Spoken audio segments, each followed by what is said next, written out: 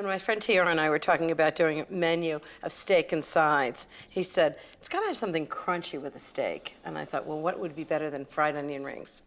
But I was thinking I'm going to do it restaurant style, my way, cornmeal fried onion rings. So I'm starting with Spanish onions. I actually like Spanish onions because I think they're a little sweeter. And of course, since they're bigger, they're easier to cut up. And I'm just going to separate all the rings. Well, that was one big onion. I think I just need one. So now I need 2 cups of buttermilk, and you want to shake it up. Just pour it right over. What this is going to do is create the batter.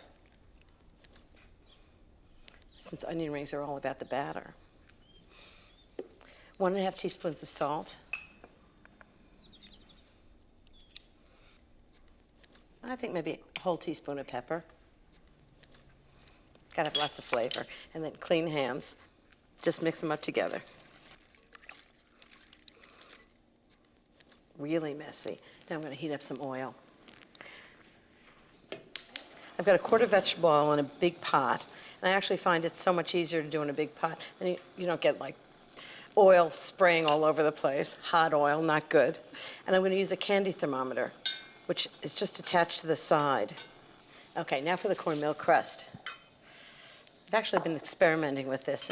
I think it's so delicious because the flour makes the crust, but the cornmeal makes it crunchy. Love that. So 1½ cups of flour, 1/4 cup of cornmeal. I like to use stone ground yellow cornmeal, but any kind of cornmeal you can find in the grocery store is fine. Teaspoon of salt, 1/2 teaspoon of pepper,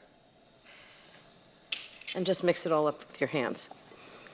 If these come out as half as good as I think they are, they're going to be a winner. Time to fry the onion rings. And just drain them just a little, put them in the flour and cornmeal to coat them. That's what makes the batter. Okay, and the oil is up to temperature, 350 degrees. Now I'm just going to drop them in really carefully. And the really great thing about these onion rings is you can make them in advance and keep them warm in the oven for about a half an hour, so you don't have to cook them just before everybody's there. Just going to turn them. The whole thing happens like 2 minutes. This one happened really fast. Just take them out when they're nice and golden brown. These are going to be fantastic. Okay, into the oven. I'm going to keep them warm at 200 degrees for up to about 30 minutes, and then TR and I can taste them when he gets back from shopping.